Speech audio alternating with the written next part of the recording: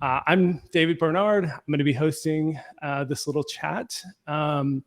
We have Dan, who is a PM at RevenueCat, who actually oversees the dashboard and the team that works on our front end. He comes to us from Teltech, which got acquired by IAC. They're an incredible and like Tinder, where Alex Ross cut his teeth. Alex cut his teeth in the subscription app space very early on, and incredible learnings that Dan got there at Teltech, and with it being acquired by IAC, even got even more exposure to a whole portfolio of subscription apps. And then Alex was incredibly generous to build in the open. It's a scary thing. Not a lot of founders are willing to do this, but he is going to share real, live, actual data from the app he's building, Greg. And Greg is actually a plant care app. And we're going to get a little intro to the app to understand a little bit better and kind of have context around discussing the business. But before we do that, let me just do a few more little housekeeping items. During the session, if you have a question, there's a Q&A button. And go ahead and drop your questions in there, and then upvote the ones that you want answered. And I am terrible at being able to like read the chat and engage with the guests. And I'm actually managing the dashboard as well, so I'm going to be clicking around and all that. So I won't be able to moderate and watch the chat and ask questions live. So go ahead and put those in the Q&A and upvote the ones that are most interesting to you, and we will leave time at the end to answer as many of the questions as we can get to. Another couple of things, we will be demoing the RevenueCat dashboard today. Most of you are probably familiar, but in case you're not, in addition to the dashboard, we have a native SDKs and even Flutter, Cordova, a bunch of client-side SDKs that help manage your transaction. They're open source, battle tested, and they go into your app and manage the transactions. And through that process, we also then pass the receipts and the data to our server side, which becomes your single source of truth for your subscription status. And once we have that data server side, there's a lot of really cool stuff we do with it. So we normalize it across iOS and Android to where a free trial is a free trial, a billing issue is a billing issue. So when you're sending out winbacks or doing analysis in Amplitude, it's all normalized across iOS, Android, the web, Amazon App Store, and we'll be expanding to other platforms over time as well. So we have integrations, we have the dashboard, a lot of stuff server side as well, and the events that we send to our integrations are incredibly powerful as well. So that quick overview of RevenueCat, and then of course today we'll be talking about the dashboard.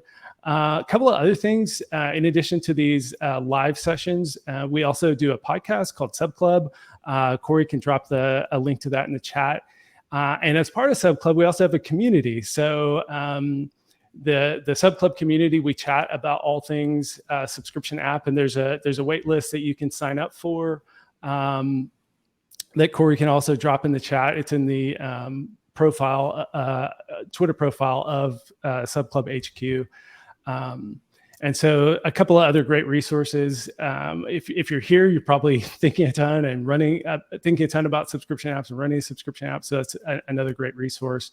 The recording of this will be available on YouTube probably in the next few days, since we have to edit out the early chat. So yeah, that's all the housekeeping, and I've introduced the guests. Alex, let's kick this off.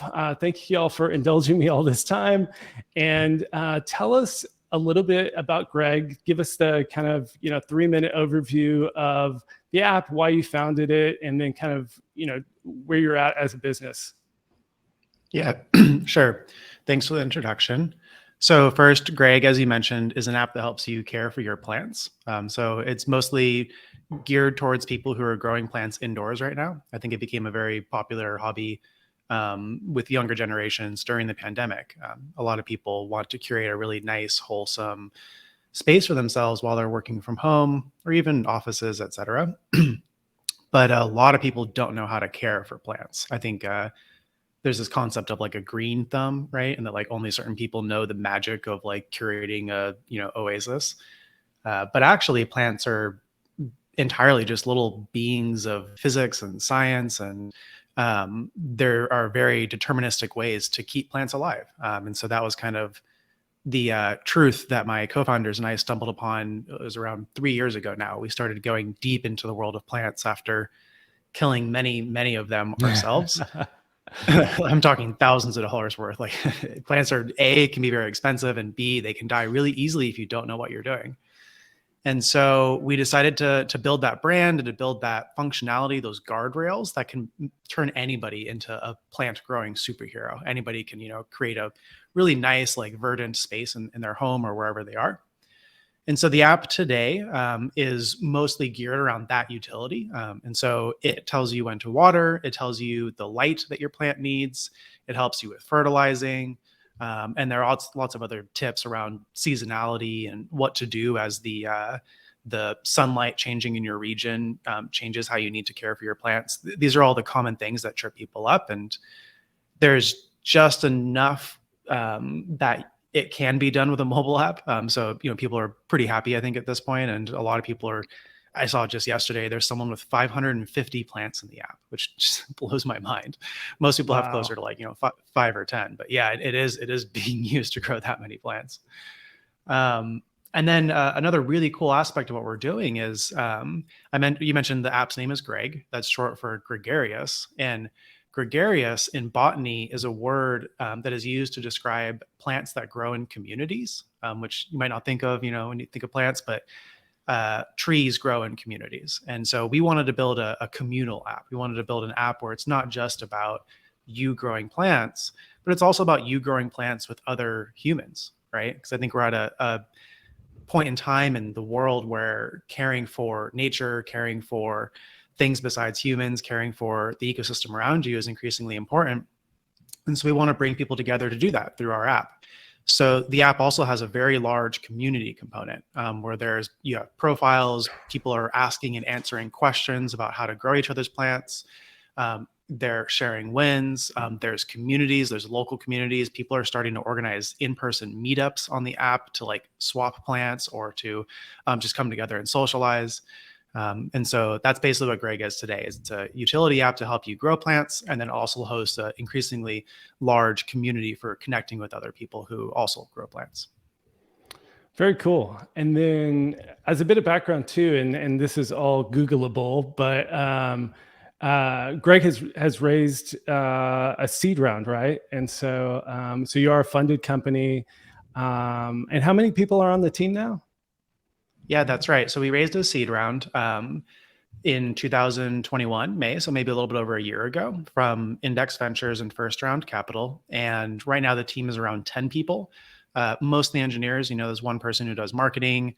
We've got one product manager, one scientist, one botanist, and then the rest are engineers. And the app is available on iOS and Android natively today. Amazing. I mean, just out of curiosity, because I haven't asked you this before, did y'all use Flutter or a cross-platform solution, or is it both native to each platform? That's a great question. Yeah, we started native from day one. My background, as you mentioned, I was a director of engineering at Tinder. And before that, I started another company. And so I've been doing mobile development for a while. And I personally believe that when you know what you want to build and when you know that having a really, really good experience is crucial for your business, it's like your special sauce, then I think building natively is a pretty good idea. And so we went that way and didn't look back. I'll say we were one of the very first apps using UIKit throughout the entire app. That was a journey. Maybe not the best timing. Swift UI maybe? I'm sorry, Swift UI, not UIKit. Yeah, UIKit is very old. Wow. Yeah, Swift UI. Yeah, I've heard some horror stories. Yeah, we've got some. Okay. Yeah, now we write most new features just in Swift because when you're doing what you should be doing with it, it's great. When you're trying to do more, it's really, really bad. Yeah. All right. Well, people didn't come here to hear about that, although it's super fascinating. We could talk another 30 minutes just on that. But let's go ahead and dive into the dashboard. So the first thing I wanted to discuss is ARR. And so just as a quick overview, we're not going to go through every single chart in the RevenueCat dashboard. That would, to have the kind of conversation I'd like to have around these things, that would take hours, literally. So we're going to kind of pick the highlights from both what Alex dives into day in, day out in understanding his business, and then some charts where he might not have spent quite as much time in, because there's several kind of new charts that have just been introduced, and we actually redid the visuals of charts just in the last month. So a lot has changed. And so we're going to also dive into some charts where maybe Dan and I actually even have a little more insight into kind of how to think about it. But then, of course, Alex, having been at Tinder and running this business, can then reflect on kind of how he thinks about those things. So ARR is a interesting topic. So Dan, I wanted to kick it off with how RevenueCat calculates ARR and why. And then I know Alex has some thoughts on the benefits and drawbacks to how we do that. So go ahead, take it away, Dan. Yeah, definitely. So the good news is that the calculation is pretty simple, right? So ARR literally all we're doing is we're first calculating your MRR, which we'll do in a second, and multiplying it by 12. Your MRR is basically taking your active subscribers right now and normalizing them down to monthly recurring revenue. So for example, if you have a monthly subscription, that's just a single payment on that monthly subscription. If you have a yearly subscription, that's 1/12 of the payment on your yearly subscription, all normalized down to your MRR to get a sense of, for your active subscriber base, if it stays exactly the same size and mix and price mix that it is right now, here's what you'll earn in revenue over the course of a month. The reason why ARR is especially useful then is because so many subscriptions are annual instead of monthly. ARR is telling you that over a given 12-month period. So for your active subscriber base as it exists right now, here's what you would earn from them over a 12-month period at the exact mix that you have today. Right. Of course, so a weekly subscription gets multiplied by 52, a quarterly subscription gets multiplied by 4, a semi-annual, exactly. Which I've been surprised as we've started doing benchmarking, how many apps are actually using quarterly and half year and weekly. To me, it's always just been, monthly and annual, but all those do exist and they are factored into this calculation. Non-recurring, both consumable and one-time in-app purchases are not included in this, correct? Yeah, that's correct. And the line of thinking there is that though those are potentially valuable revenue contributors to your business, because they're not of a recurring nature, they're not necessarily revenue that you can predict going forward, right? Like you may have trends in your business in terms of how non-consumable purchases do get made, but it's not really recurring revenue. So it's not necessarily something that you should be expecting over a 12-month period on an exact recurring basis. Right. And then, so Alex, that's actually a perfect segue. Investors love to talk ARR, and B2B SaaS, ARR is like the number. And so I imagine it's a very important number for Greg when talking to investors, when sending out investor updates, when thinking about the business. But there are challenges with consumer. So why don't you share your perspective on ARR and the benefits and drawbacks to using it in the consumer subscription space? Yeah, definitely. So this is the graph that I probably spend the most time with. And the way you can think of it is when you're raising in capital from investors past your first round. So like when you raise a seed round or pre-seed or whatever you call it, most investors are just looking at, do they believe in you? Do they believe in your team? Do they believe in your first idea? But they know you might pivot anyways. So in any case, the first round you raise doesn't look too much at ARR, but when you're raising a Series A, Series B, things like that, there are two things investors look for. The first is how much revenue are you making on an annual basis? And the second is how efficient are you at acquiring that revenue? And the first one, what it basically is it tells the investor this team is capturing a large opportunity, right? Because investors don't want to invest in like a McDonald's franchise most of the time. They want to invest in the next Snapchat or Tinder or whatever it is.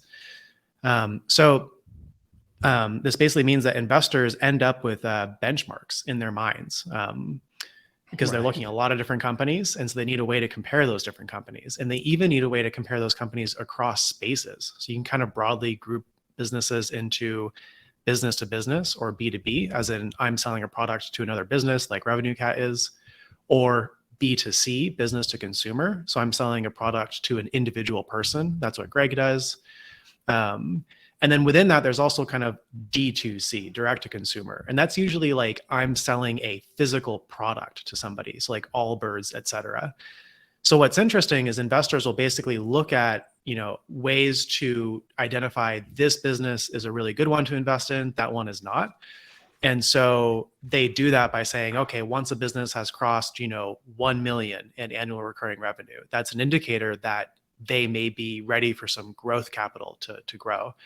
And then later on for, like a Series B, it's okay, they've crossed, call it like 5 million or more than that in annual recurring revenue. And so you end up with these, as you're going out looking for capital, it's really important to know what the benchmarks are at that point in time. They change over decades because, business changes. But that's why reaching a certain ARR is typically almost like it's a bit of a checkbox in raising capital. Yeah. And so that's why it's important to watch.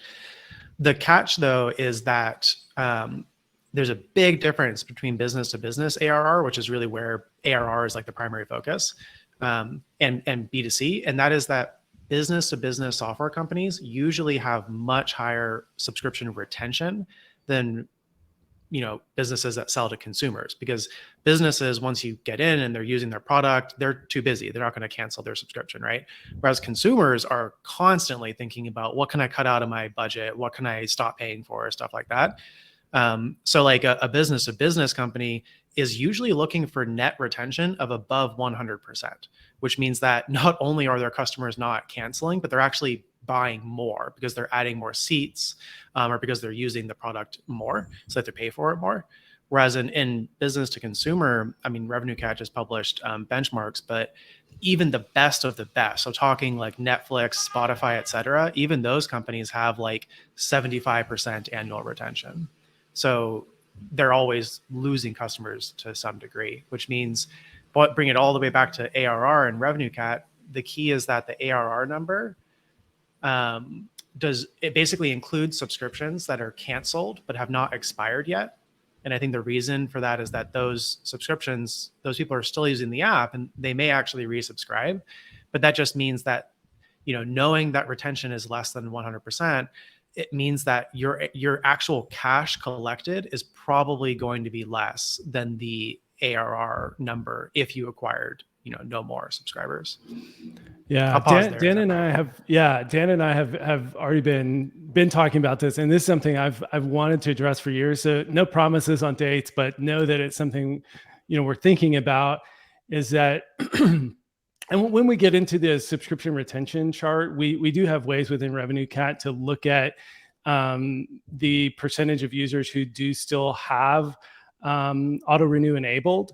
But at some point, I think we really do need to figure out a way with this chart to either have like a dotted line or something else that would indicate, okay, here's your ARR as we normally calculate it, and then here's ARR minus anybody who has already turned off auto renew.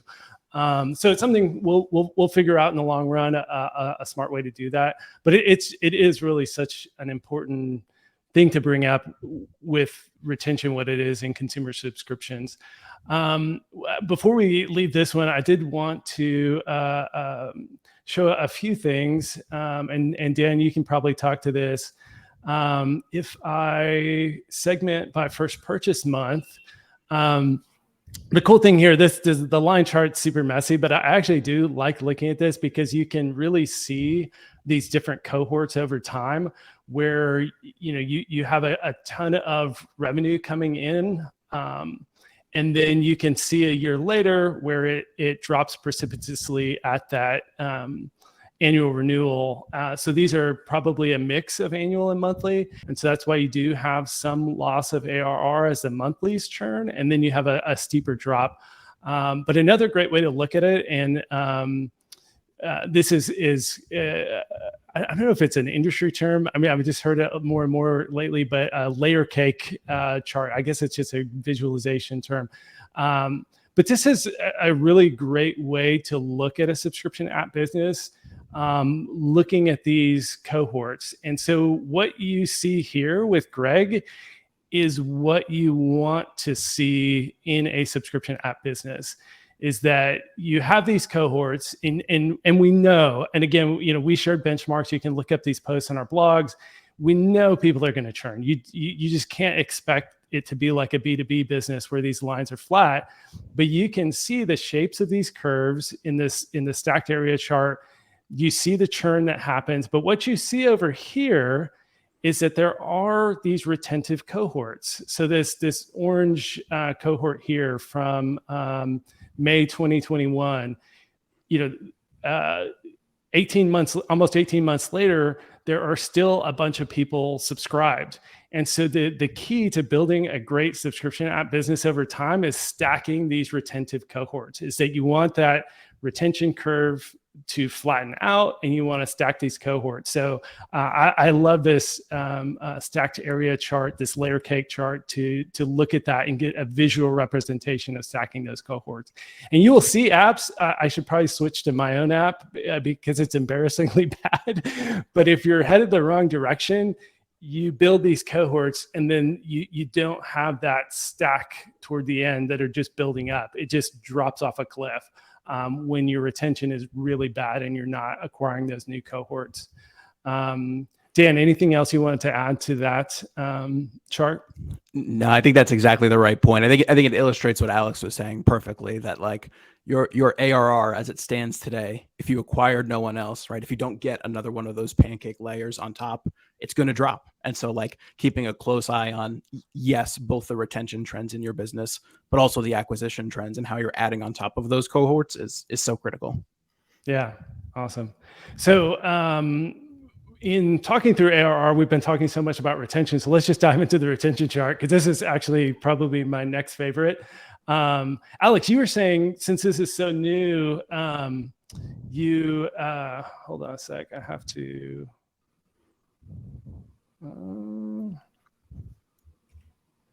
Sorry. Well, I'll let you talk while I undo whatever filter is making this not load. So Alex, you were talking about, you actually haven't spent much time in this retention chart yet, right? Because it's so new. Dan, why don't you give us a little overview of our thinking on this retention chart?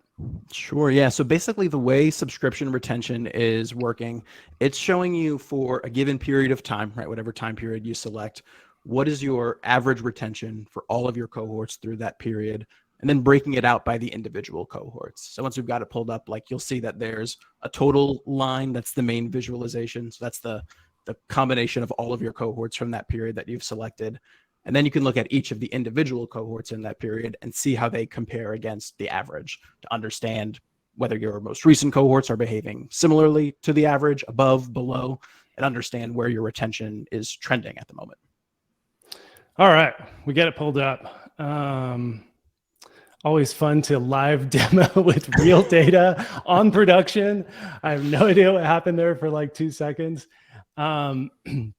So a couple of things to look at in this chart is that because the display of monthly and annual is so different, you actually need to select these retention periods separately. So we're going to start with the monthly retention and switch to all time.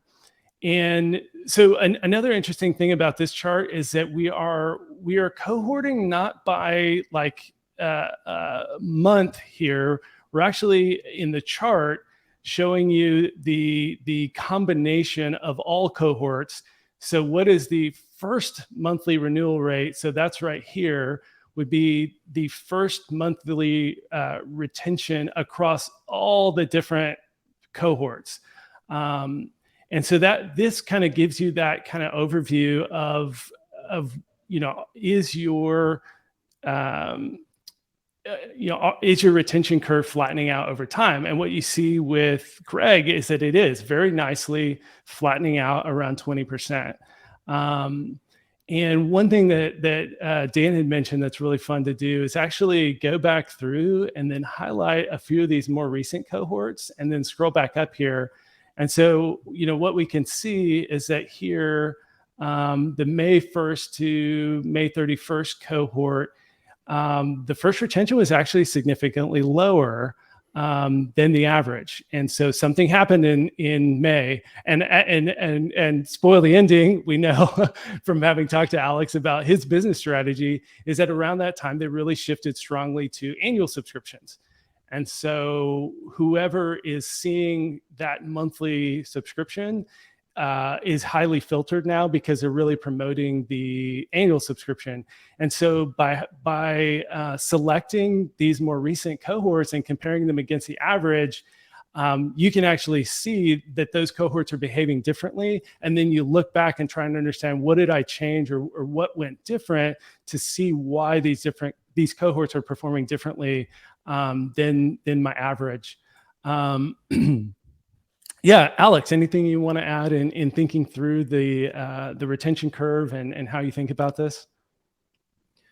The only thing I'd add is I think a lot of apps are thinking about, should I offer monthly, annual, or even quarterly, weekly, like you mentioned. And I think it's really important to do the math on, what does, I will actually get into this, I guess, but like the LTV of like, okay, so when I look at this, I want to know, how much does this monthly user bring in? And you can only really do that once you've seen your retention flatline, right?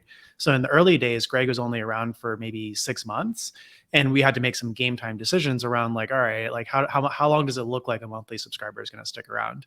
And so I would just point out that it's important as time goes by while you're developing your app to keep a really close eye on how retention is developing. And so I have a habit of looking at our retention graphs at bare minimum monthly, just to see how that new cohort has stacked out. Yeah.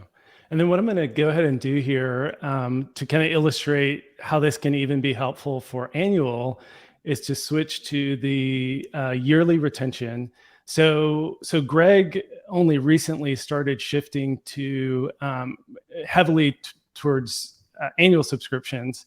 So we don't have long-term data where you're going to see the annual retention curve because there's only been what is this, like 6 months of eligible conversions to see what that first year retention rate is.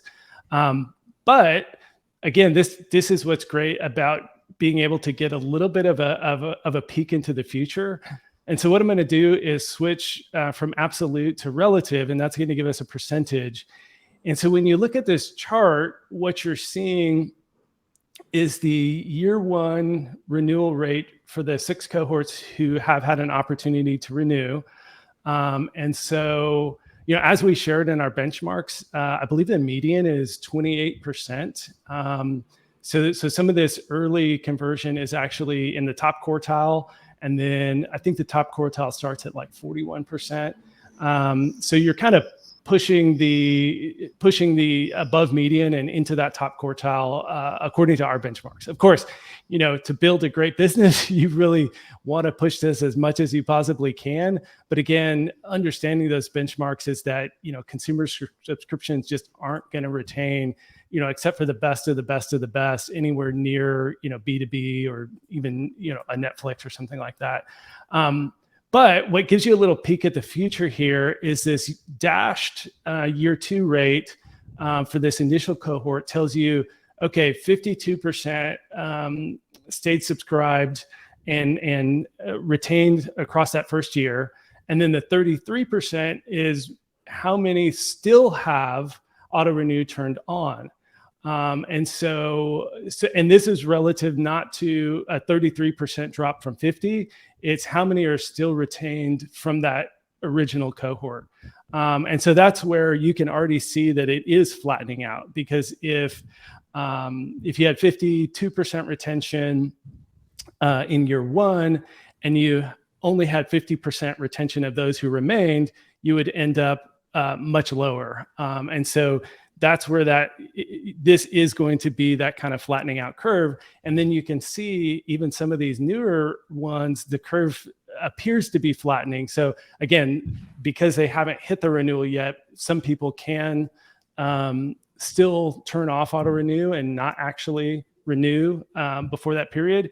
But this seems to be a good indication that these later cohorts, even though they are renewing in the first year at lower rates, that it really is flattening. So, and we could talk for hours about how to think about these things. Sorry, my camera dropped out, but we'll just focus on the dashboard anyways. So we could talk like hours about like how to think about this, because, what users were you acquiring during this period? What A/B tests, what product experience were they coming into? And so with a super early app like Greg, this initial cohort was seeing a completely different app than if we go down here to the more recent cohorts.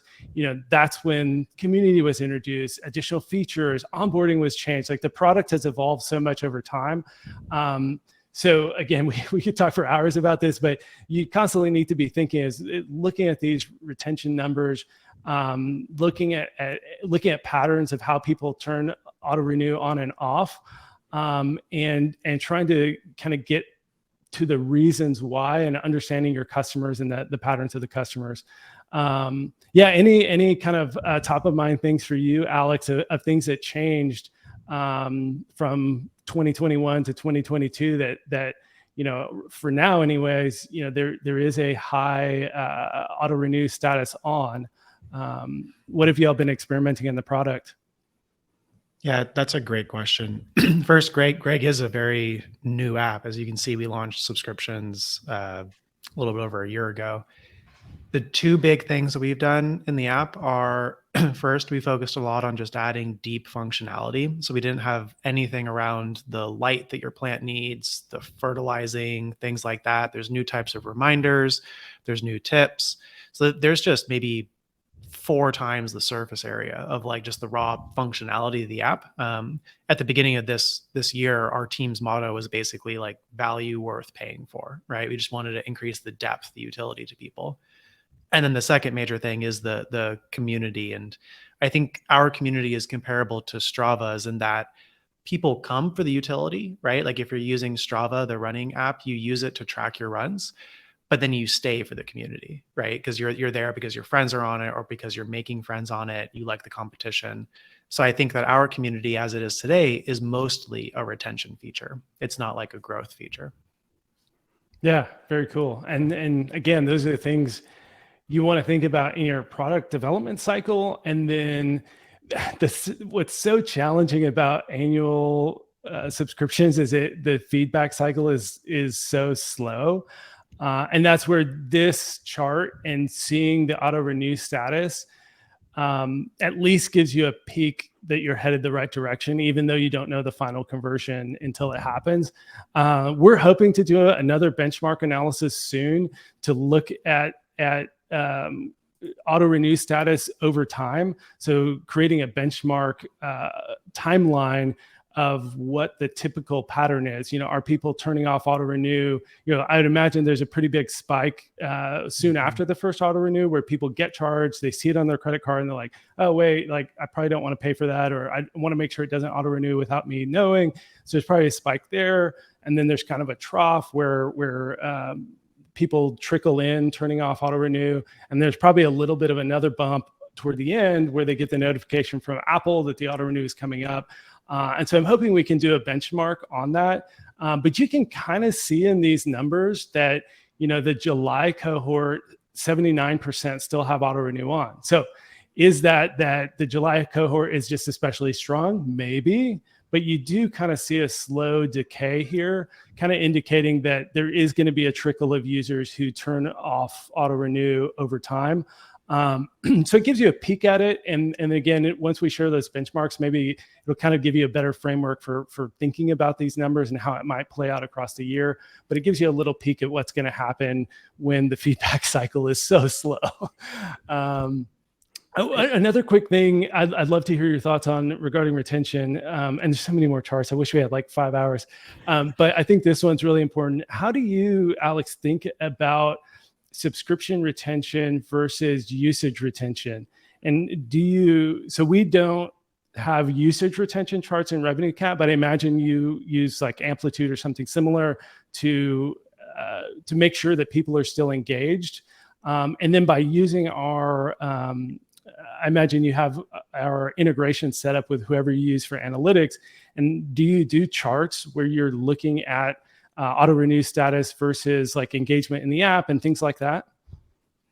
Yeah, that's exactly where my mind was going. I have a feeling that this decay from August 2021, 39%, then it goes up to July 2022, 79%. You do see month over month, there's a very steady decay working back from July 22. I have a feeling that's like 100% just like basic app retention, right? Where basically over time, fewer and fewer people will keep using the app until you get to your very baseline app, like open retention or whatever you define your activity metric as. For us, it's like watering plants or something. I would love personally, because I know, RevenueCat could graph like app opens against like subscription retention. I think that'd be a really good idea. We do it internally. I'll just say like we used Mixpanel for a long time. We never considered Amplitude because it's pretty expensive. We're a very technical team. I write a lot of SQL. And so we have our own whole set of like databases. And then we use something called Metabase to do the graphing, because it is just like an order of magnitude less expensive than Mixpanel or Amplitude.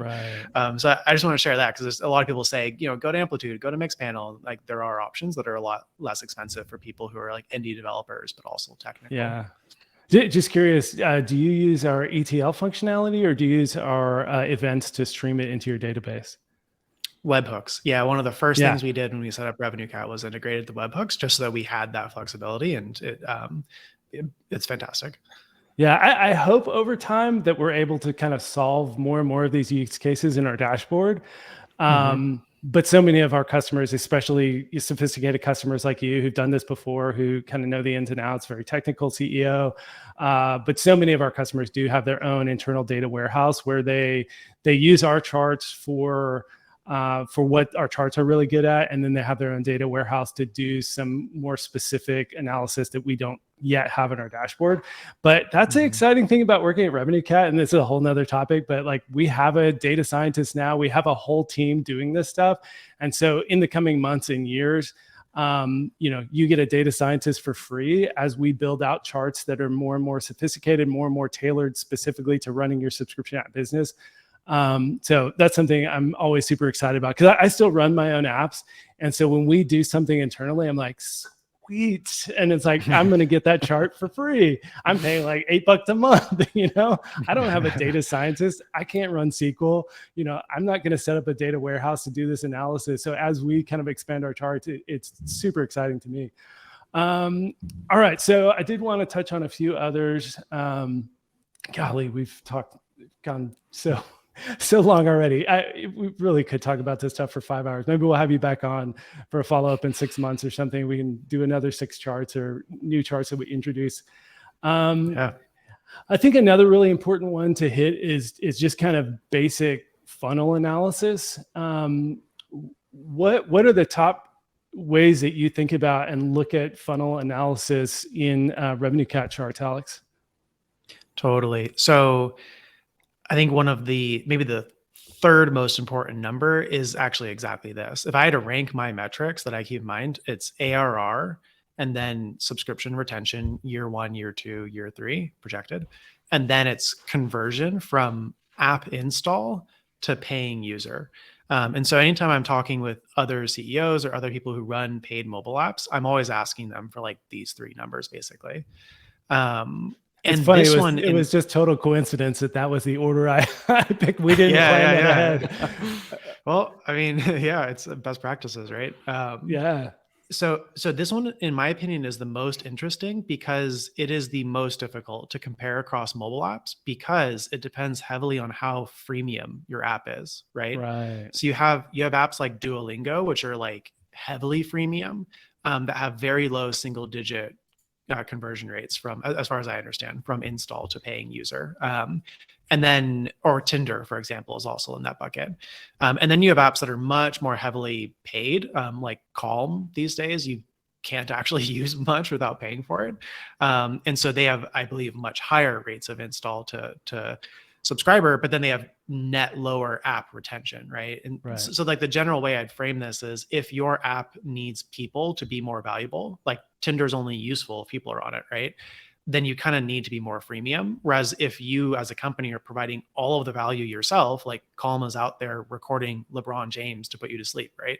They don't need people using it. I don't care who's using Calm, right? Right. Then they can push a lot more people to subscribe. And if people churn, it's less important to them. Right.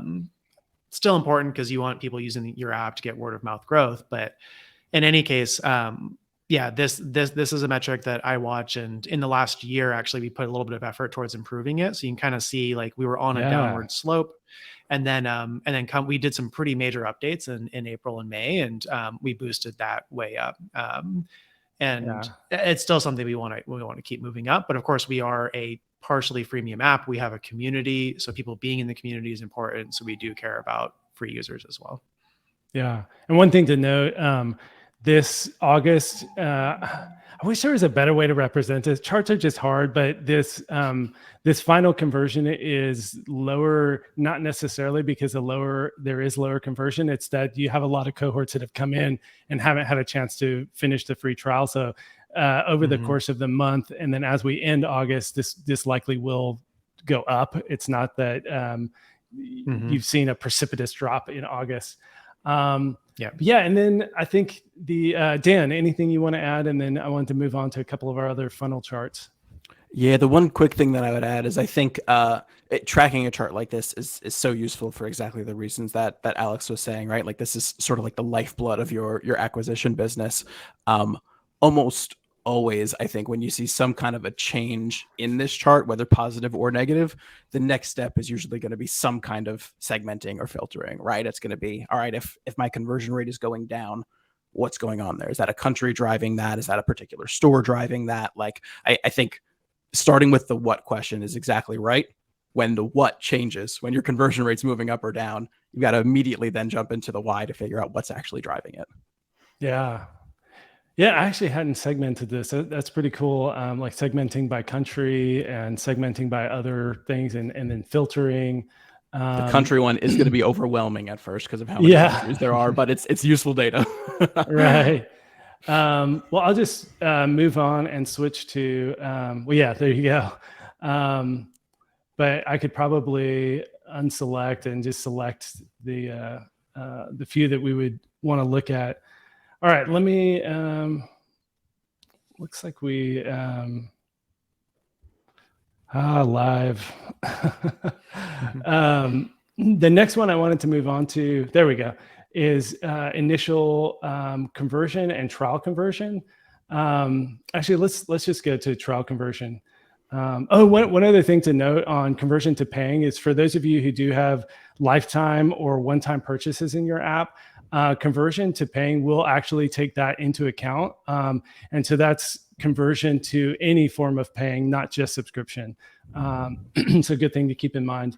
So let's hit this quick and then we'll move to realized LTV because that's such an amazing chart that I wish we could have a half hour just on that.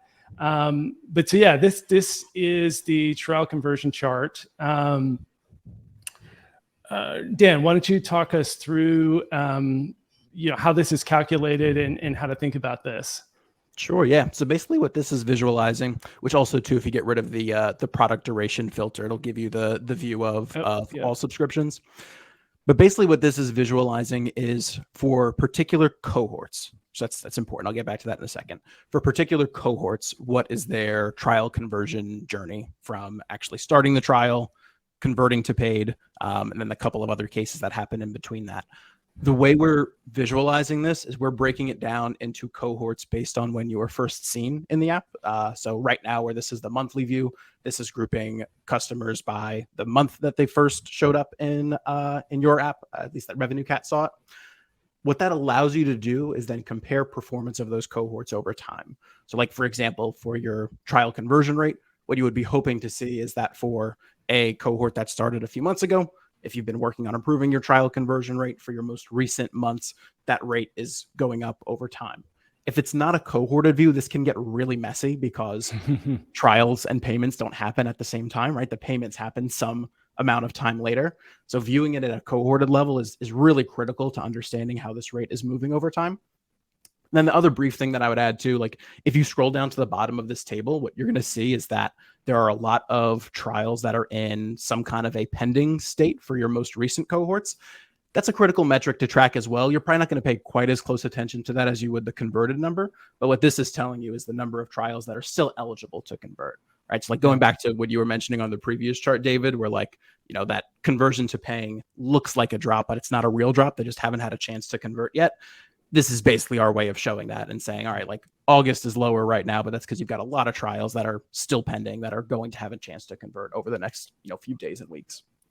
Yeah, and then this is cohorted by first seen, correct? So what's interesting here is then you have 10 pending conversions, which would mean 10 users who were first opened the app in March are actually currently pending in trial. Is that correct? That's correct. And it could mean that they did start their trials recently, right? You could have opened the app for the first time a few months ago, but actually started your trial recently. Right. What we see for most apps is there's usually a pretty strong correlation between the time that you start the trial and the time that you first open the app.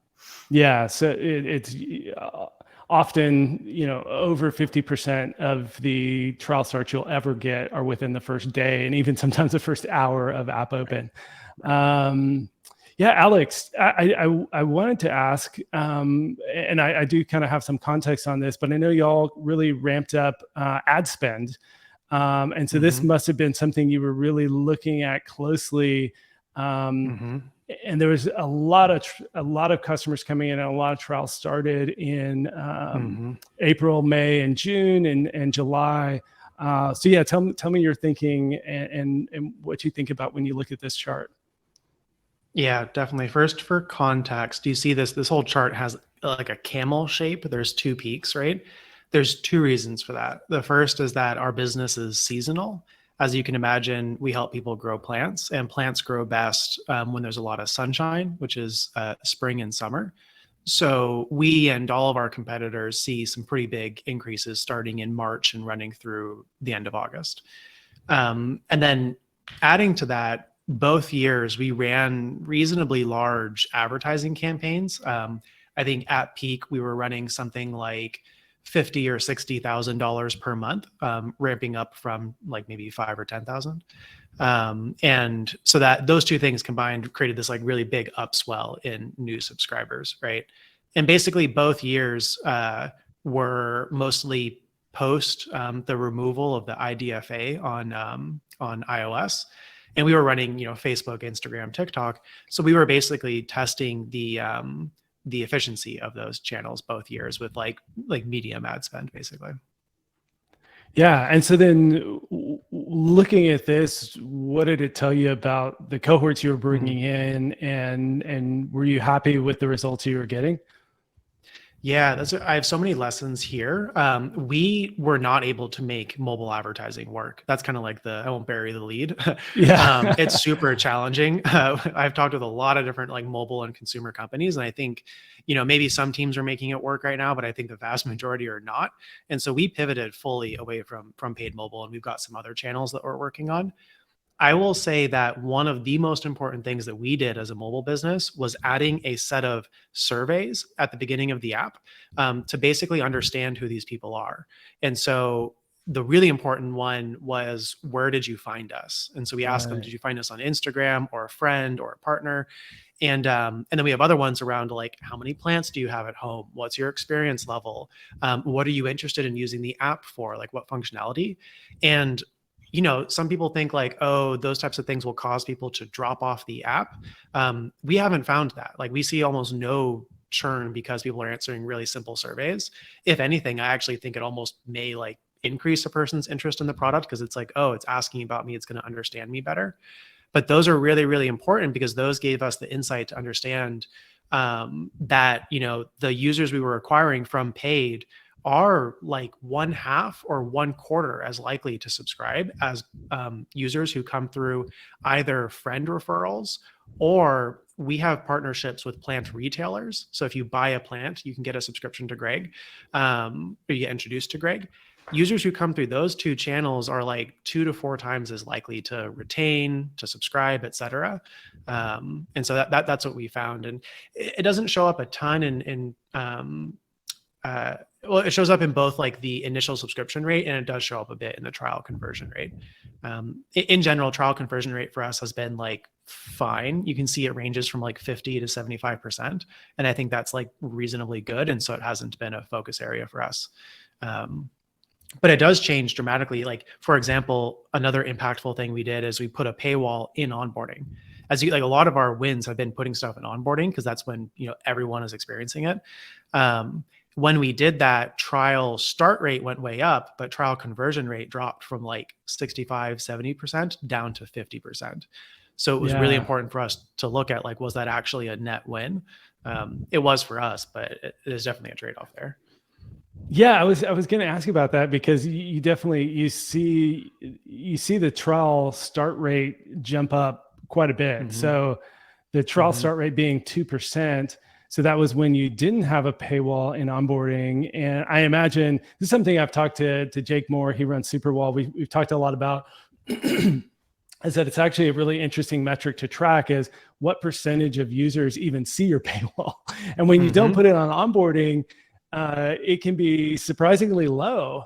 Ours was around 20%, just to give you an idea. Wow. Yeah, like only 1/5. The way that we put it when we did this analysis in January of this year was only like 1/5 of people ever even saw a cash register in our business. Wow. Right. Yeah. So, one of the things I mean, total tangent, but one of the things I've been thinking about as well after talking so much with Jake and about paywalls and thinking about it is that when you walk into a store, you expect for there to be prices on things.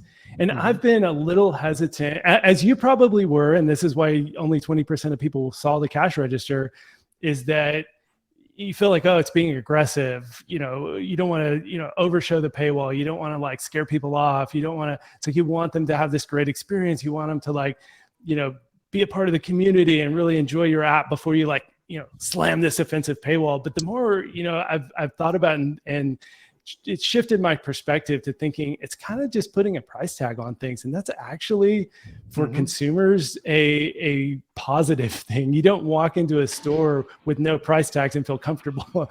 Like, you know, the average person doesn't walk into that kind of store because, you know, if it doesn't have price tags, it's probably gonna be very expensive.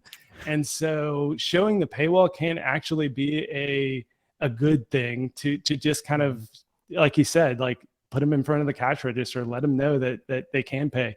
But yeah, this is really interesting to see that, you know, you did have that 69% conversion rate. And then by just moving the paywall, I was wondering if this shifted, and there's probably a couple things going on. So you made the shift at the same time that you were also ramping up marketing. And so I was wondering if some of the trial start rate increase actually had to do with like a higher intent user coming in from marketing, but it seems like it's probably more the paywall change that drove this trial start rate increasing. Well, yeah, no, it wasn't. Actually, those users were less likely to subscribe, but it was both. We did change probably too many things at once. It's hard to like move fast as a startup, do a lot of things, but then also know exactly what's going on. Yeah. So we put a paywall on onboarding. We also paywalled more new functionality. And so like, and that was also, I think, very important. To be honest, we actually don't know yet which one like was more important because we did both at the same time, and now we need to go back and like A/B test that. Yeah. But it was probably both. Yeah. Yeah, that's great. And one thing I hope, you know, kind of on the subject of us kind of becoming your data warehouse, it sounds like you know, run some of these analysis on your own, but at some point, I think it just makes sense for us to allow you to send those answers to where you came from, the source, as a subscriber attribute. And then to be able to segment this based on subscriber attribute would be really fascinating, because then you could see more directly right in our chart. So it's something Dan and I will, I'm sure, be talking about over time and figure out how to make things like that more accessible. Last chart I wanted to talk about, and then we'll start taking Q&A, is the realized LTV.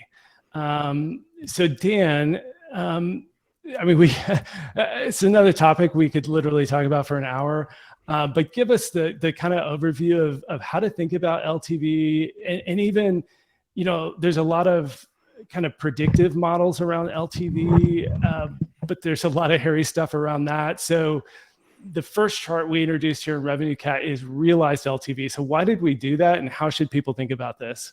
Yeah, it's a great question. So I guess first, realized LTV, that's realized lifetime value. That's the acronym there. A lot of folks have probably heard a very similar metric just as ARPU instead, average revenue per user. It's very much the same idea. The reason why we're calling it realized LTV is because of exactly what you were saying, David, that predicting LTV is extremely common, extremely important for just about any subscription business, right? Like getting a sense of when a subscriber comes through the door, how much in lifetime value can you make from that subscriber over time? It's a really difficult and a really important question, right? Like you can't know how much you can spend on customer acquisition costs without answering that question and understanding the liquidity of your business on the other side of that. So predicting LTV is really crucial. It's really difficult, right? Like getting that prediction right. If you get it wrong, if you assume your customers are going to subscribe longer than they actually do, that could be extremely dangerous for your business. So with RevenueCat, we've started with realized LTV because one, it's just the more straightforward thing for us to measure. But two, it's the thing you should be comparing all of your LTV predictions against, right? Like over a certain time horizon, what you should basically be doing is going back and saying, all right, I thought that in a 12-month period, my subscribers are going to be worth X. Were they actually, right? Like the realized LTV chart basically lets you go back in time, set a lifetime for your customers, right? You can customize that to 30, 60 days, a year. You can have it be unbounded if you'd like, and understand over that time horizon, how much revenue is each subscriber generating. Yeah, and so I want to talk through a couple of those things real quick. And this chart is brilliant. I hadn't gotten to dive into this chart because my apps suck right now.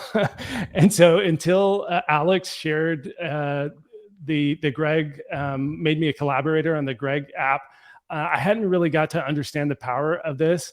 And so what's so fascinating, especially looking at the realized LTV by different customer lifetimes, is that when you go unbounded, this is, kind of relatively flat.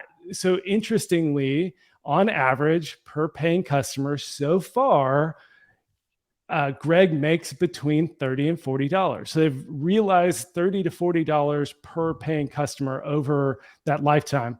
When you switch to the 30-day lifetime, what you see is exactly what we discussed earlier, is the switch in strategy from promoting the monthly subscription to the annual subscription. So over 30 days, these monthly cohorts are only making on average, what is this, like $5 to $10. And then when you switch to the annual, of course, the annual subscription is, I'm guessing in the $30 ballpark. And so you just see that flip. And it's so fascinating how some of these things normalize out. So looking at the older monthly cohorts, on average, they stay subscribed long enough to kind of equal out so far to the annual subscription price. But what's going to be really interesting is that as Greg switched to the annual subscription, this line will likely lift over time, because when we say unbounded, next year when these cohorts renew, it's going to shift that line up. And then if 2 years from now there's another renewal and a certain percentage stay renewed, it's going to lift that line up. And so you're going to realize more LTV for these cohorts over time. But again, it's really tough because you don't know what that's going to look like for your annuals. But Greg is such a fascinating example of this chart, since they did switch from monthly to annual, to see that the monthly really is so far still giving a similar LTV. So Alex, I've kind of gone on and on. How do you think about LTV, and how do you use these charts?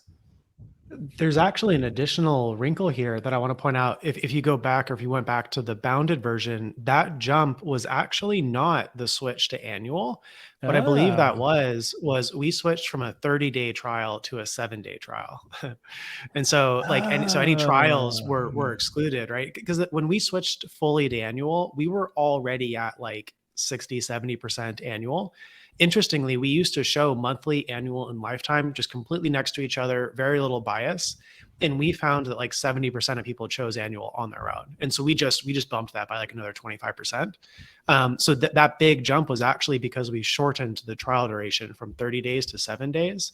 Gotcha. We did A/B test that. We did 30, 7, and 0 days trial, and we found that the 7-day trial was for sure a winner. I think RevenueCat may also have a blog post on trial duration, but that was in all of our A/B testing of paywalls. Like, we tried stuff like video and paywall, blah, blah, blah. None of that like really did much for us, but shortening the trial duration did quite a bit. So that's kind of an interesting note. Yeah, that's fascinating. So I switched it to 3 months, which takes out a little bit of that bias, but you still do see that kind of like increasing over time. Yeah. Any other thoughts on LTV, Alex? And then we'll switch it to questions. Well, I'll just point out that this is, when you're thinking about an app business, whether you are bootstrapped or raising capital, whatever, LTV is really important to think about in terms of just the product that you're offering, right? Because it's not like LTV is, more something you discover, I think, than something that you create, because different products have different values to people, right? If you're selling, as an example, Masterclass, like their LTV, this is like a platform for watching videos with, Gordon Ramsay, the chef or something. Their LTV is something like $300, $400, $500 because each of their classes is very expensive, right? Whereas Tinder's LTV is closer to like, I don't know, $60 or something. A lot of apps are in the like $50 to $70 range. We did an analysis.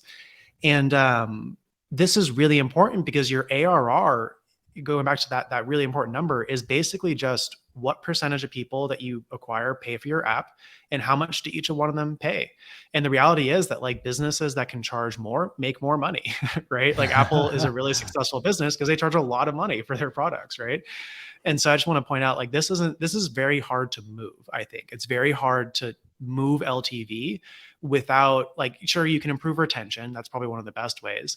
But like in terms of like changing how much you charge, which really makes a big impact, it's hard without making a brand new type of product, right?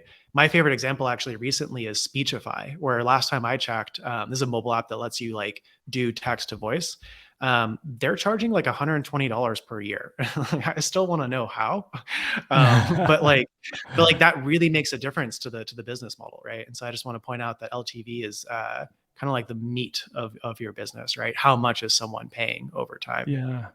Well, one interesting to note on that front too, and you kind of touched on it, was I talked to Zach Shaked, and he has an app called #Expert, and he did quite a bit of experimentation across weekly, monthly. Oops. Oh no, did we lose David? I think we lost David. We're not going to know the end of that experiment now. Yeah, I know what happened. I can share a little bit more. Oh, go ahead. Oh, I was just going to mention that if I was like the PM for Greg, and I'm looking at that unbounded LTV chart, I am so excited to see how those annual renewals come in, because almost certainly. About that, yeah. No, you're good. You're good. Yay! My fiber optic cable is actually dangling next door as they construct a new house. Maybe somebody kicked it or something. So what I was going to say is, I talked to Zach, and he did quite a bit of tests, and he found the LTV to be pretty consistent. So if he used a weekly subscription at like $3 a week or whatever it was, people would stay subscribed almost exactly enough to equal the LTV of his monthly subscriptions and his annual subscriptions, which was just so fascinating. And one of the things we talked about on the podcast is that there is a certain, you have to, for your own app, kind of find that threshold of consumer willingness to pay for the value that you're creating for them. And so, as Alex was saying, like the more value you can create, you will be able to charge more and bump that line. But that's like the hardest, so hard to do. And it's also hard to experiment with. And then again, like back to a lot of the stuff we talked about, when you're doing annual subscriptions, it's even harder to understand how those curves shape over time.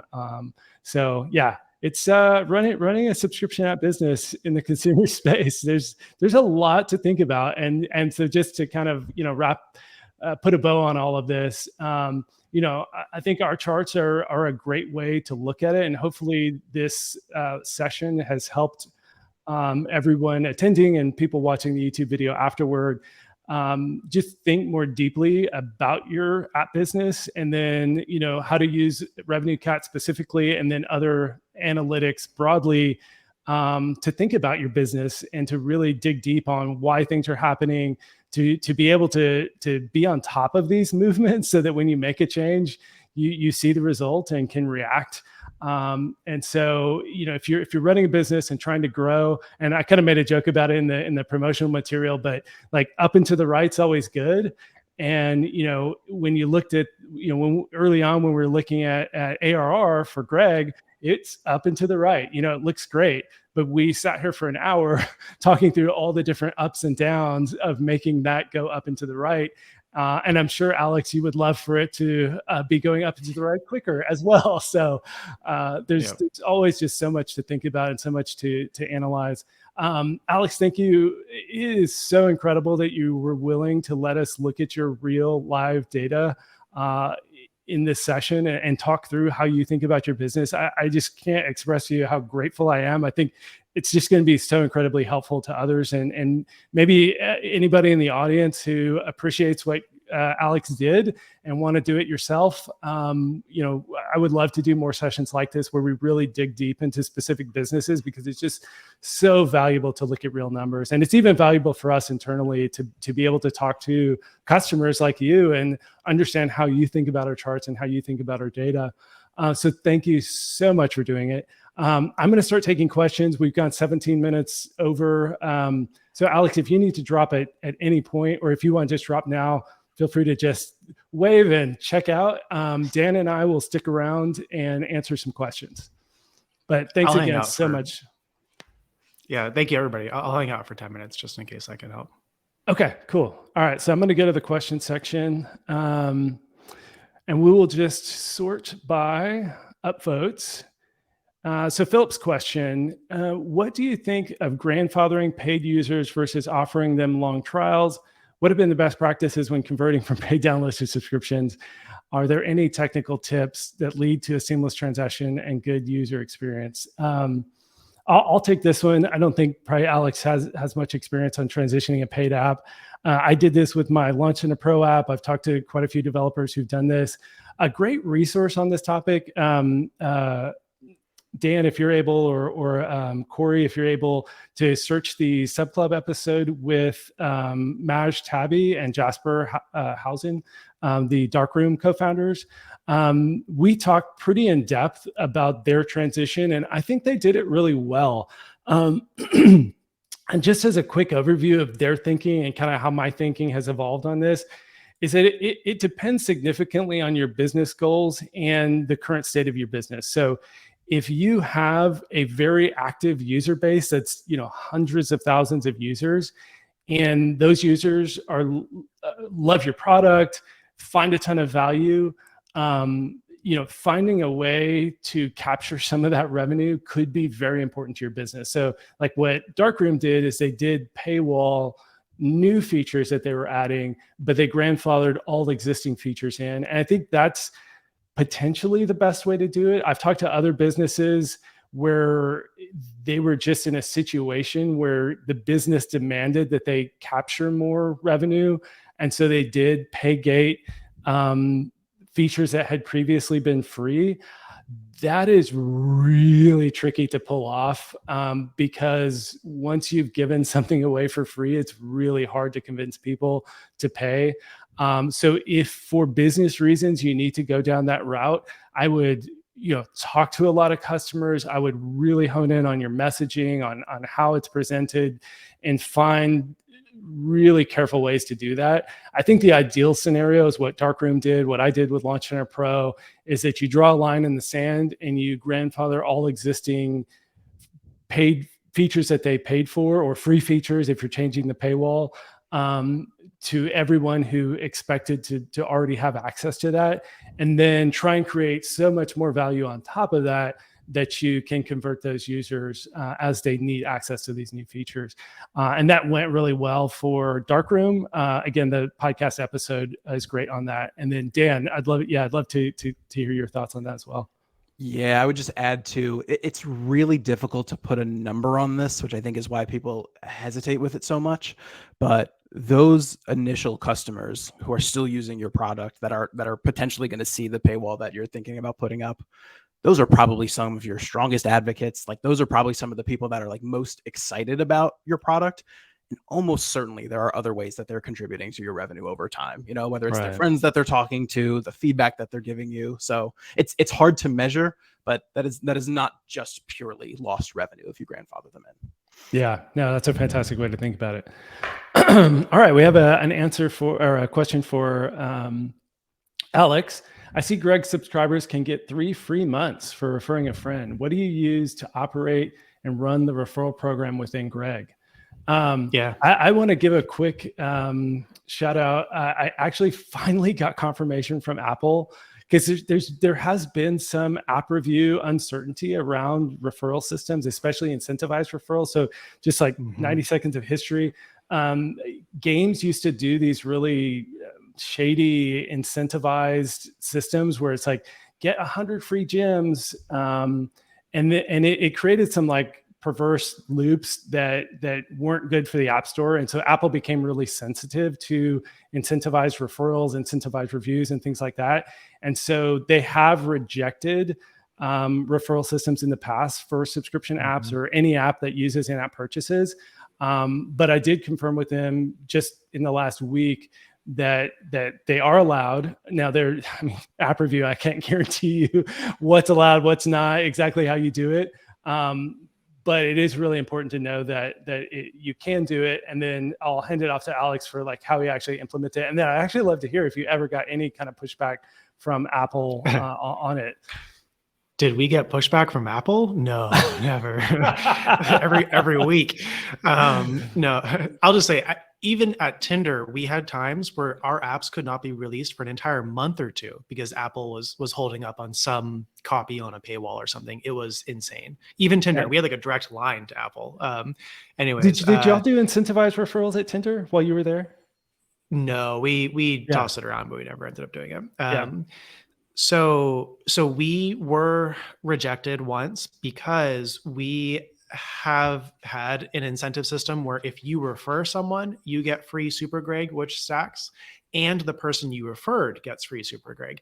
Apple rejected us on the basis, this was like a year ago, they said, you can't give the person who's joining something for free. We could give it to the person who's doing the referring, but it couldn't be like joining could not be incentivized. I don't know if that's still the case.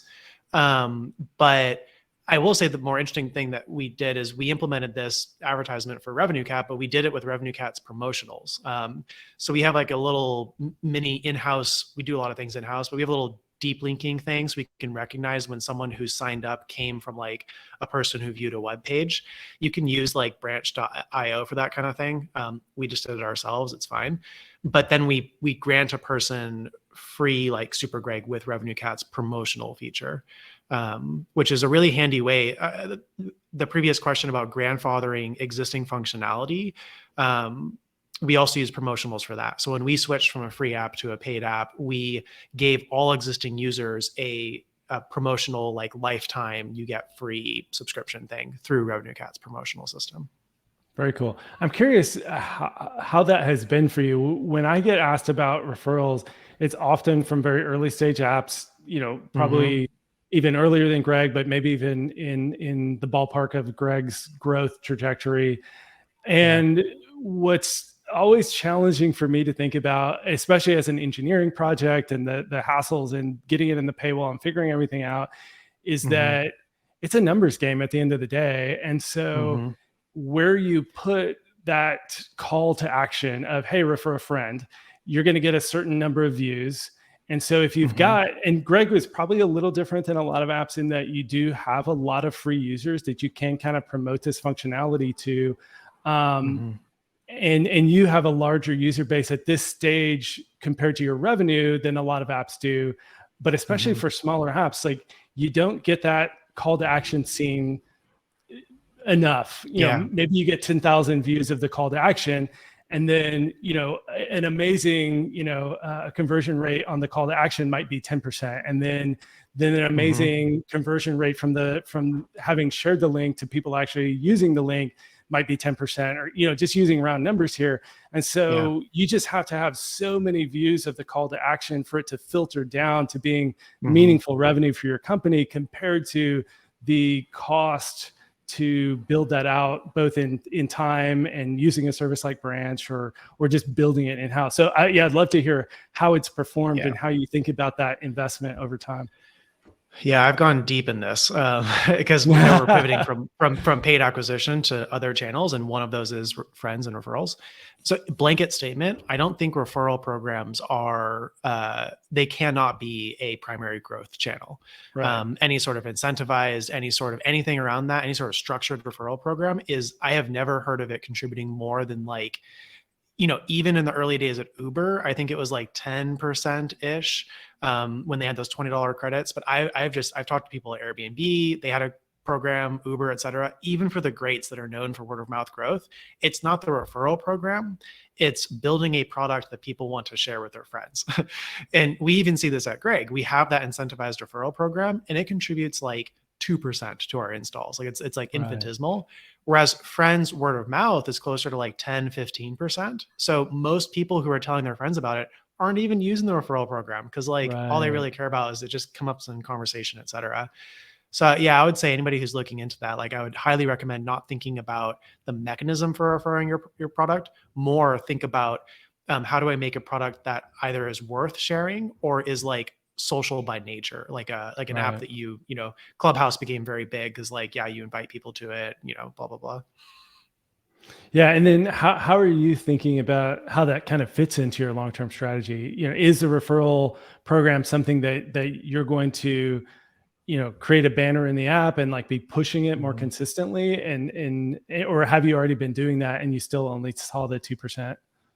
Yeah, we don't push it that heavily. That's definitely true. It's kind of hard to find. Right now, as I mentioned, we are pivoting away from paid acquisition as our primary growth channel into we're testing both deeper partnerships with retailers. That's just a good fit for our business.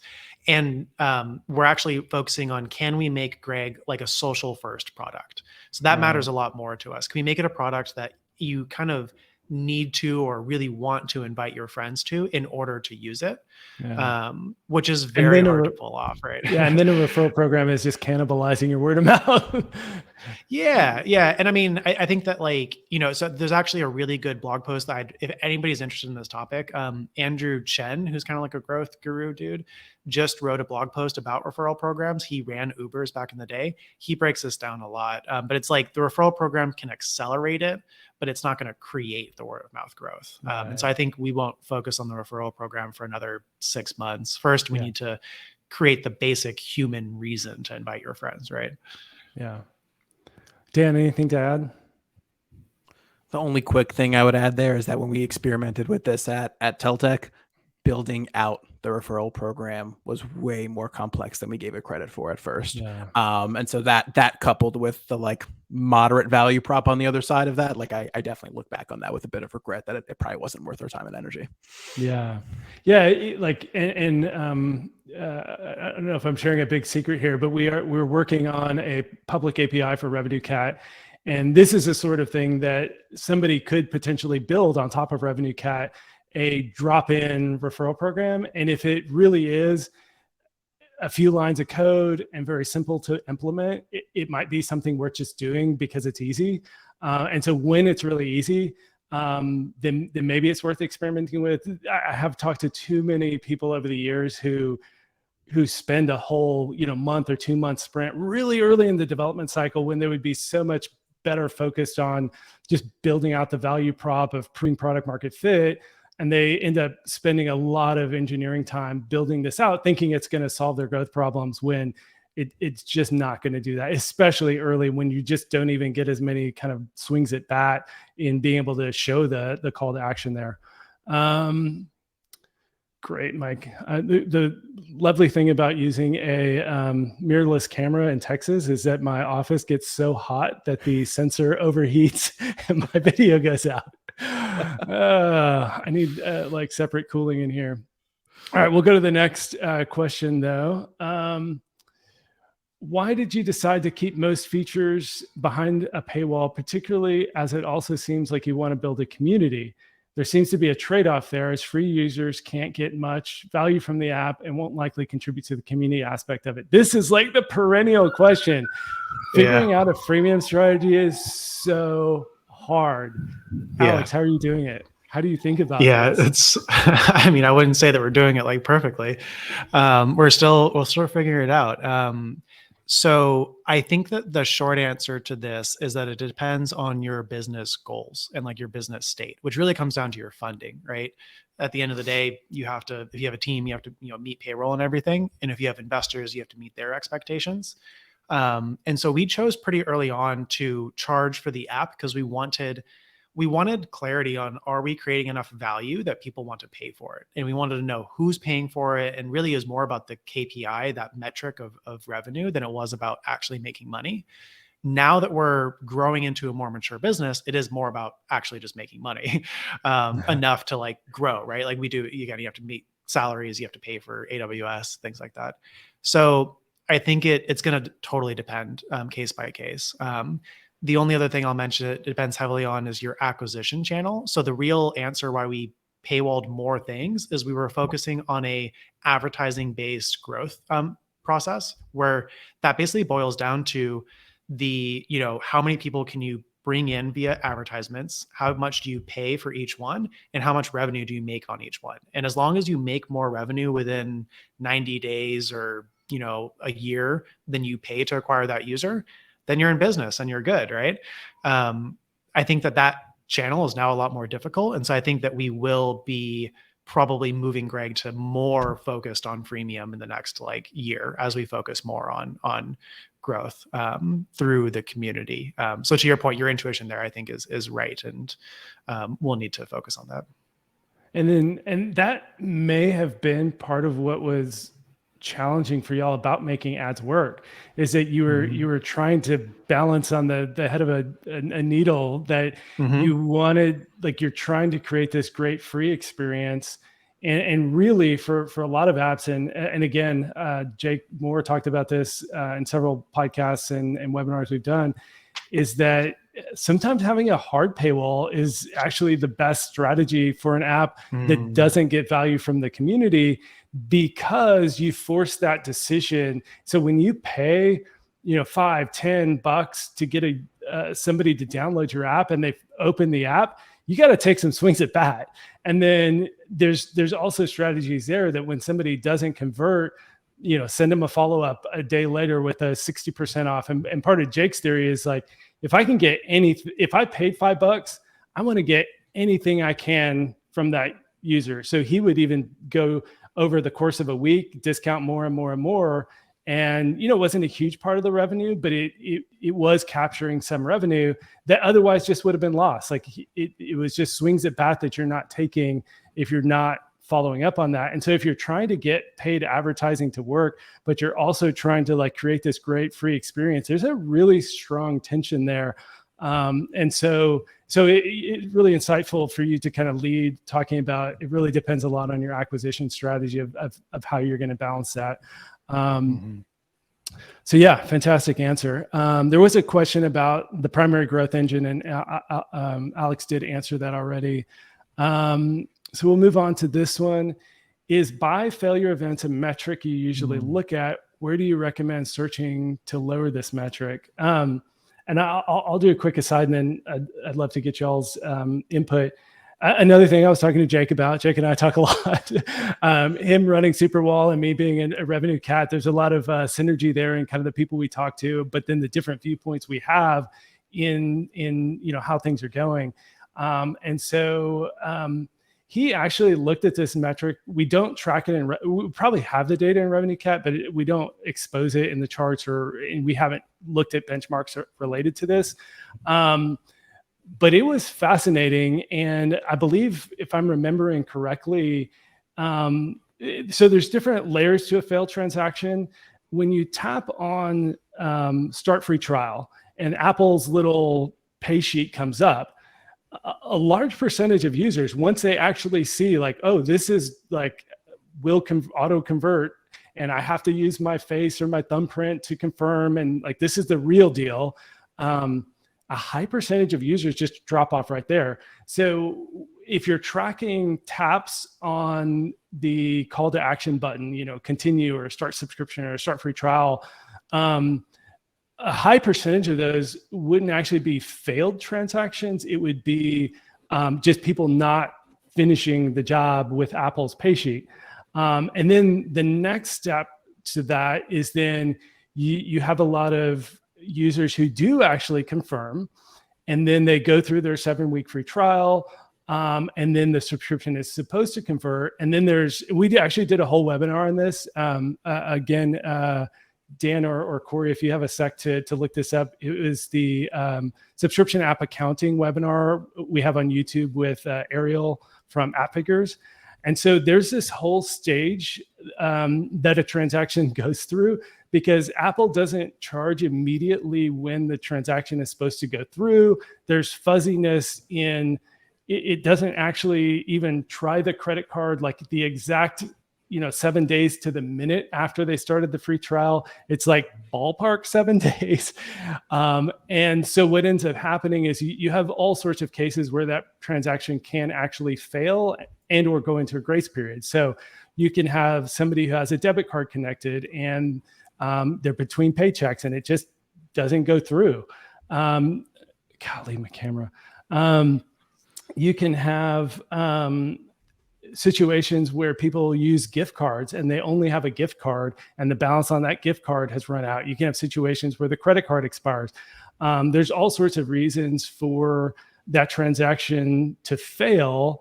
And a lot of people freak out when they do track this number. And another thing we really should do benchmarks on for the data we have inside RevenueCat.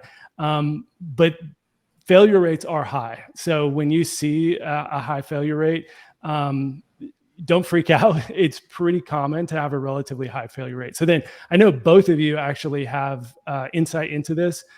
So I'd love to hear, Alex, you go first. And then if you need to jump, man, feel free. And then after he answers, then Dan, I know you probably have a ton of experience from Teltech around these failed transactions. Yeah, I'll stick around for one more question for what it's worth.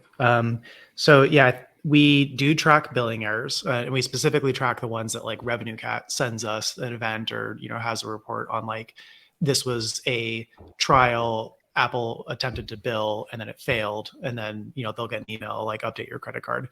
We do track that. It's important. I think I saw a chat. Someone was asking that they're seeing it higher on Android than on iOS. We don't see like that much higher on Android. I would say in general, we do see about half the conversion rates on Android. So Android and iOS do perform very differently in general. I saw this at Tinder at scale, like very different. But billing errors for us are not that different. So I would just say, like, if you're seeing like 80% billing errors, like it should never look like that. And the only thing that would come to mind is maybe you're getting like fraudulent traffic or something like that, like small chance. There also can be a high geographic variance as well. So if your Android version is really popular in a specific country and that country has higher failure rates because they use debit cards or gift cards or something, yeah, if you see it, it's worth investigating. It's not always going to be completely out of the ordinary, but look first at the kind of geographic variance. Yeah, I might be wrong, but I think we're usually expecting like 10% or fewer of trials fail because of a billing error. The only other thing I'll mention that is not often on people's radars, wasn't on mine at first, but is related, is refunds. So this is increasingly a thing, but you can subscribe to an app and then you can request a refund through Apple support. RevenueCat has a dashboard for that, but I would put those two together. Billing errors and refunds are both like things that should add up to less than 10% of your cancellation rate, quote unquote, but are worth keeping an eye on. Yeah, one thing that RevenueCat makes very easy and that you should absolutely do in your app is that when you get that refund event, check the subscriber, it's purchaser info, or maybe we renamed the method now. But when that refund event comes in, cut them off, because it used to be a thing for a long time, or in the early days of the App Store, is that Apple would let you keep using a paid app even after you got refunded, and there was like people in the know would just buy an app, ask for a refund, and then keep using it. They eventually started clamping down on that, but there's been similar patterns with subscription apps where a lot of subscription apps aren't cutting off the usage once a refund happens. And so people are like, hey, I'll cancel and then just get to keep using the app for a year. So it's probably not 10% of your revenue or anything. It's not going to make a huge difference, but as a kind of hygiene thing, you should make sure that your refunded users aren't getting access. And Dan, you probably have a ton of experience of this from Teltech. So what do failure rates look like and what were you tracking? Yeah, so I'll add a couple of quick tips there. We definitely paid close attention to the failure rates. We did see it a little bit worse on Android than on iOS. So that was in particular a big focus of ours. I'll say a couple of the things that worked well to mitigate that for us. One is that we enabled grace periods everywhere we possibly could. Like even just if you have a product that's very expensive to deliver, this might be a different equation for you, but assuming your product is fairly inexpensive to deliver, there's such little harm in turning on the grace period from the Play Store for each of your products in the App Store, and just giving a longer time to potentially get that conversion, right? There are all sorts of reasons why a payment might fail that have nothing to do with the customer not being interested in subscribing to your product. So that was big for us. The other was just letting customers know about it. Like Alex mentioned, there's typically an automatic email that goes out. We would even add to that sometimes with a push notification from one of our apps and an interstitial in the app to update your billing information if you're still in that state. Those things helped. They're marginal, right? Like they don't change your business necessarily, but they help. And then the other thing I would add too, going back to the other scenario of not actually a failure, but a customer seeing the pay sheet and then choosing to leave it, you can track that cancel button as well on the pay sheet. And that's potentially a great opportunity to trigger a subscription offer or something along those lines, because you know that your customer has some degree of interest in your product. They got scared by the price that they saw, but that doesn't necessarily mean that they're lost. That's potentially a great opportunity for some kind of CRM marketing to them at a later time. Yeah, one thing I'll add too on failure rates is that Apple and Google generally do a pretty good job. Bye, Alex. Thank you so much for your time. Really appreciate it. Apple and Google do generally do a pretty amazing job at dunning. And so dunning is fancy finance term for collecting what's due. And so when you run a subscription business and you have these failures, so like RevenueCat, when a customer doesn't pay us, we eventually manually have to email them and, ask for payment and things like that. And so different businesses have all different ways to kind of collect these payments. So what Apple does is that people are highly incentivized to keep their credit card updated for the App Store. So they might have a iCloud subscription, they'll have an Apple TV subscription. And so collectively, all developers together help keep credit cards updated, help keep balances topped off if they're using a gift card, it's like there's kind of like community incentive. Dunning, if you're doing web payments, can be a whole rabbit hole. Y'all did web payments at Teltech, right?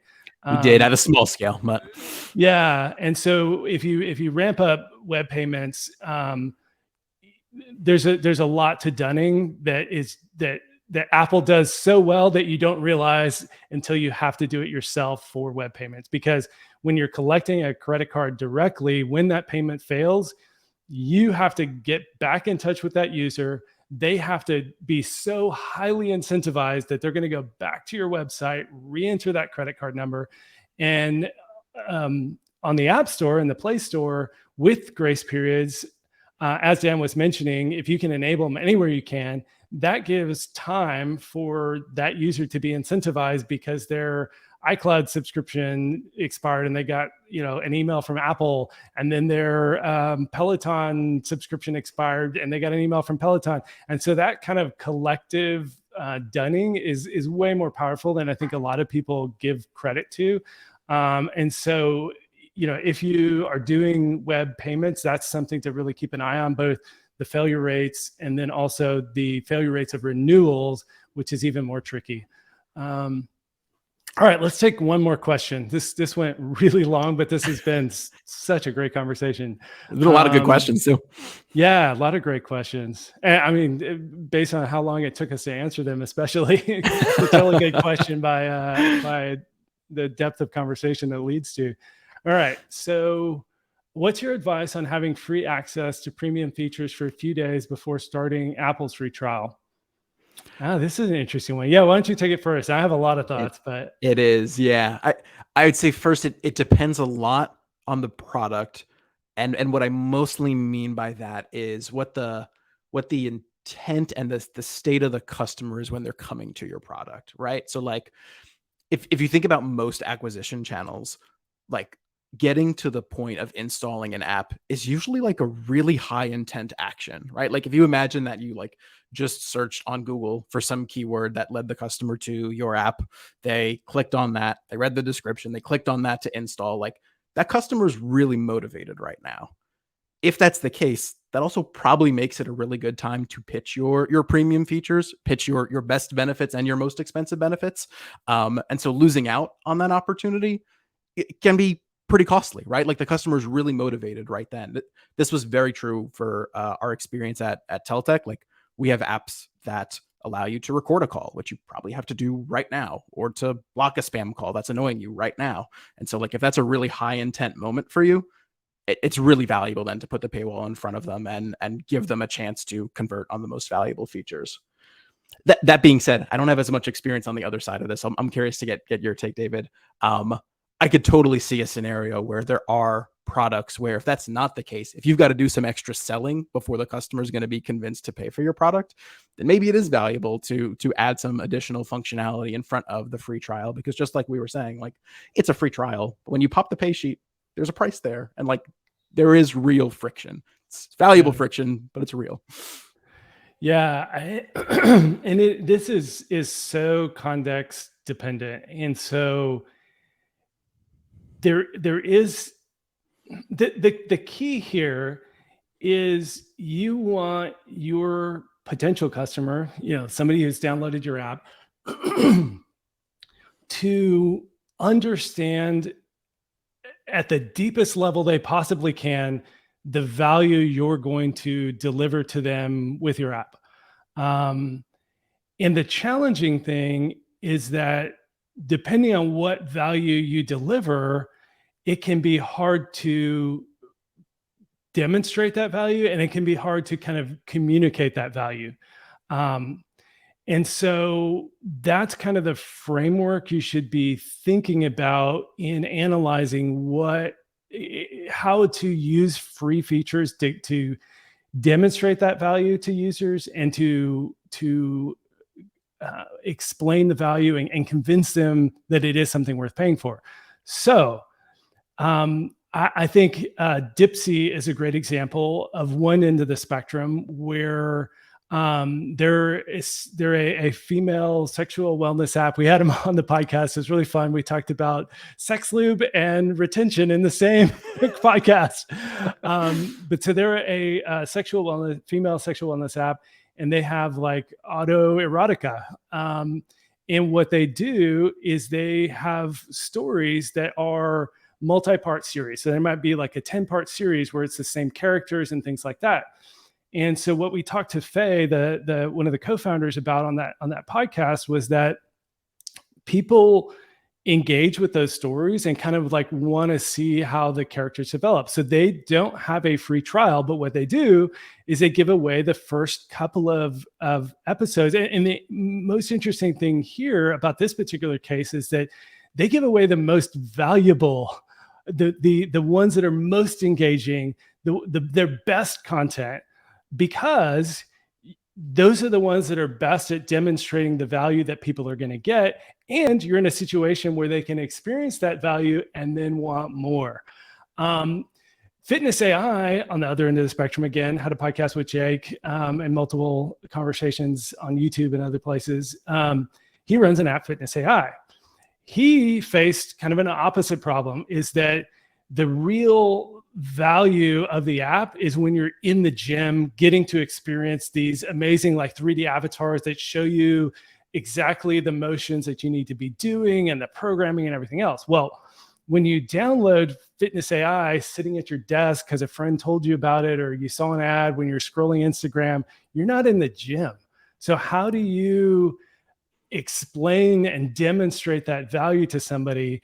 And this is where I think a lot of people get, damn my camera, a lot of people get onboarding wrong, is that people aren't going to read an essay that you write in your onboarding, and people just skip your little like tutorials and stuff, because ultimately, if those things aren't delivering and or demonstrating the value of your app, and it's walls of tech, like you think, oh, well, I'll write this thing and convince them of the value. People aren't going to read that.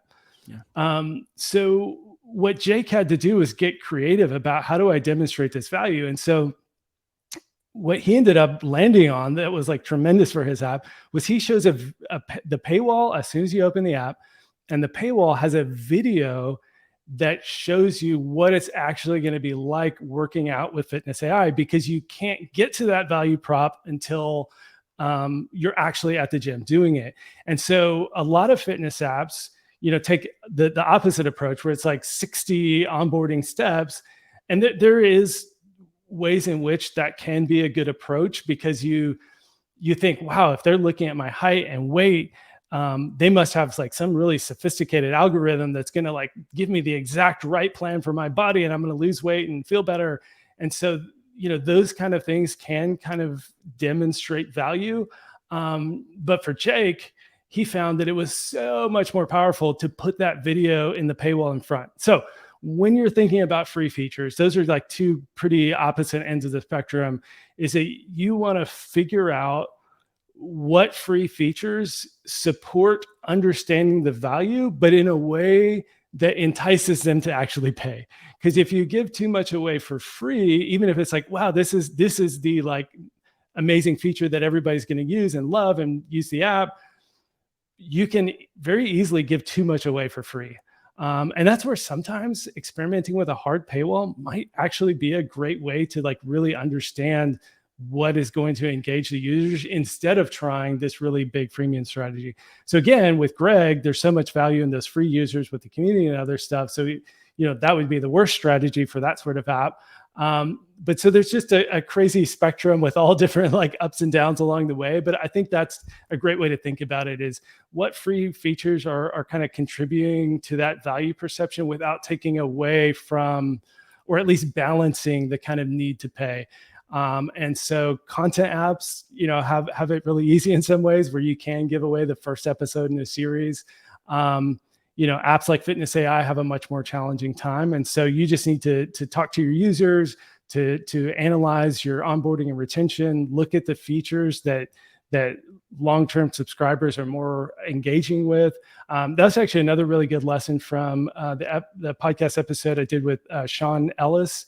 And he was talking about when you do re-engagement campaigns. And so this is kind of a lesson here that applies as well in understanding which free features are the ones to put behind or in front of the paywall, is that you find those features that lead to the kind of outcomes that you want, and then you grease the path to getting to those experiences.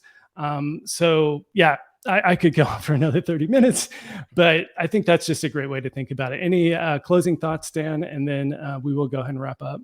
Yeah, no, I'm probably just repeating what you're saying at this point, but I both of those cases that you described, like what I love about them is it's such like a transparent way of the developer just thinking about how do I sell my product, right? Like how do I make the pitch to you that this thing is worth spending your time and energy on? And if you think about it through that lens, it doesn't make the questions easier to answer, but it makes the questions to answer very, very obvious. Yeah.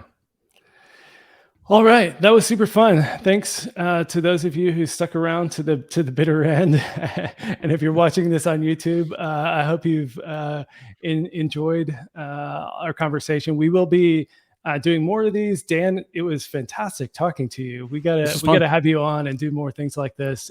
Your wealth of knowledge from your time at Teltech and just the way you think about these things, I think brings a lot of insight that we need to share more. So we'll have to do more of these.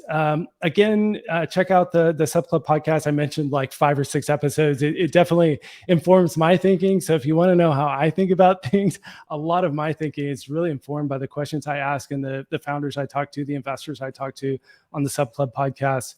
Sign up for the wait list on the community. Again, similar, there's a lot of really amazing conversations. We do AMAs in there and things like that. If you stayed this long and you're not a RevenueCat customer, we'd love to chat. I'm obviously super biased, but I'm here at RevenueCat as a customer. Like I use it in my apps and love the product and excited about what we're building. And we have super thoughtful people like Dan actually building out the features. And so, what you see today is pretty awesome.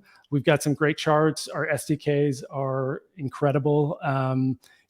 I had so many bugs in my apps around subscription renewals and other stuff that like RevenueCat just like took away. All the edge cases are solved. All the weird identity things where there's multiple receipts because your wife's logged in with your account, but she had her App Store account. Like all those like weird things, like we've seen it. We process like $1.5 billion in subscription app revenue every year. So we've seen those edge cases. We've solved it. So our SDKs are incredible. Our backend infrastructure, we've had apps hit the #1 on the App Store multiple times. So if you're worried about can we handle the scale, we've handled the biggest scale the App Store can throw at us. And it was crazy. I mean, I'm not gonna lie, it was a challenging week when Widgetsmith, we've talked about this before, Widgetsmith hit #1 on the App Store. It was a tough week. Like it showed us the weaknesses. We didn't go down, we didn't have any major issues, but we learned a lot about our infrastructure that we've since improved and had other apps go hit #1 and not have the internal firefighting that we had to have. So, what we have now is battle tested against the top apps in the App Store. But what's so exciting to me inside RevenueCat, but also as a customer, is that we have people like Dan working week in, week out to make it better. So we have some really cool stuff in the works in the short term and then long-term plans to just keep adding value on top. And so by integrating RevenueCat today, you're not just getting what we already have, which is super valuable, but you're also now on Team RevenueCat and are going to get all sorts of stuff added and more value and more over time. So that's my like bleeding heart. I love RevenueCat. Closing to talking about all these things. So again, like our dashboard's pretty amazing. Dan and I are constantly talking about ways that we're going to improve that over time. And so definitely reach out to me, to Dan, to customer support. If there's feedback that you have around dashboard, if there's ways you want to analyze your subscription business that we don't help facilitate, we're constantly thinking about these things. And with the camera going off, I will just wrap it up.